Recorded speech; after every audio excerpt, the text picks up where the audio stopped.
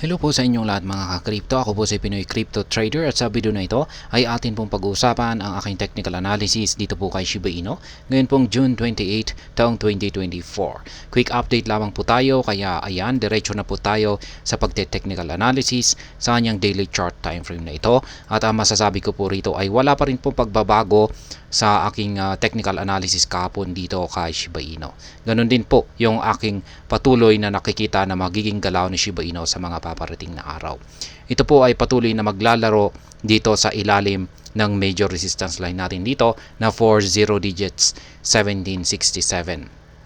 Yan, mukhang magko-consolidate po siya rito or magsa-sideways po siya rito sapagkat napaka-bearish pa rin po yung kalagayan nitong si Shiba Inu.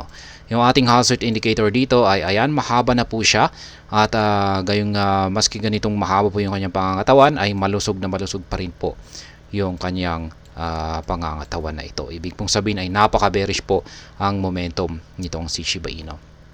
Ngunit yung kanyang yung kanyang QQE mode indicator dito ay paliit po ng paliit yung mga sukat nito. Kaya ayan, may lumalaban po yung mga bulls o yung mga buyers. Kaya ibig pong sabihin nito ay nanghihina yung selling pressure natin dito. Yun nga lang at meron kasi tayong matibay na major resistance line dito.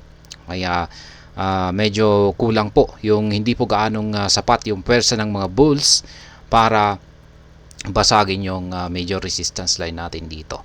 Pero kung sakaling nagpakita po talaga kasi hindi po natin alam kung ano po ang posibleng mangyari dito kasi may mga hindi po natin inaasahan na mga pagkakataon na biglang siguro sabihin natin ay naggalit yung mga bulls at nagawa nilang basagin yung major resistance line natin dito, ay masasabi kong recovery na po yan or nagpapakita na po yan ng sinyales na makaka-recover na po itong si Shiba Inu sa kanyang pagkakabagsak.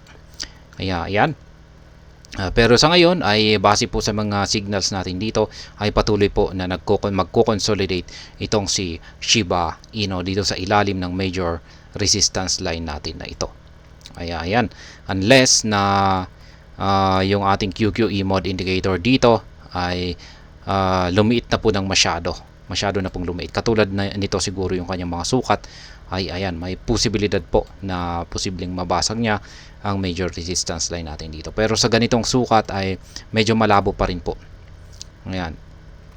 Siguro kung pagpatuloy po na lumiliit yung mga sukat nito sa mga siguro mga 4 or 3 mga araw ay at patuloy pa rin po yung pagliit ng mga sukat nito ay may chances po, tumataas po yung chances na makakabalik ang market price ni Shiba Inu dito sa ibabaw ng major resistance line natin dito. At kung gaya nga ng sinabi ko kanina ay kung pag nangyari po yan ay masasabi kong makaka-recover na itong si Shiba Inu sa kanyang pagkakabagsak kung saan ay posible na po itong umangat or mag-umpisang umangat ang kanyang presyo.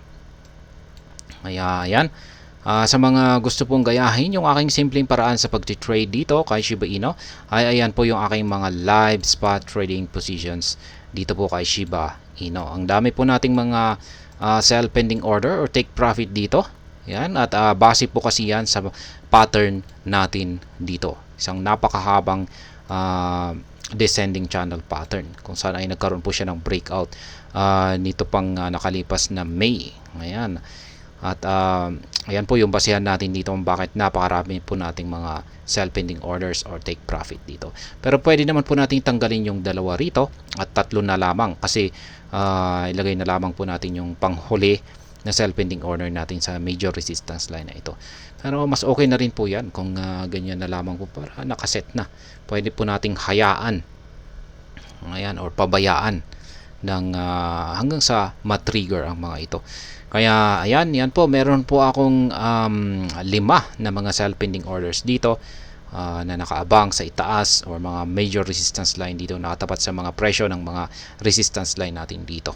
At 2 buy pending orders naman po rito sa ibaba. Ayan, nakaabang sa mga major support line natin dito sa ibaba.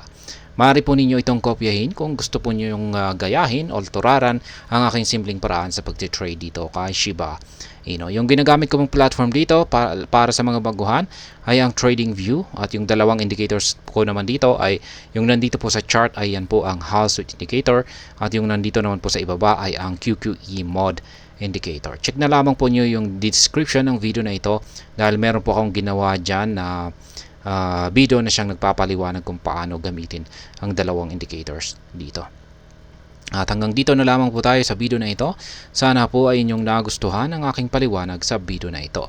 Kung inyo po itong nagustuhan ay pakiclick lamang po ang like button nito. Para naman po sa mga bago lamang dito, kayo po ay aking inaanyayahan para mag-subscribe. Pakiclick na rin po ang bell icon nito dahil ito po ang siya magsisilbing notification nito sa mga bago kong videos na akin pong ina-upload sa aking YouTube channel na ito. Marami pong salamat sa panonood.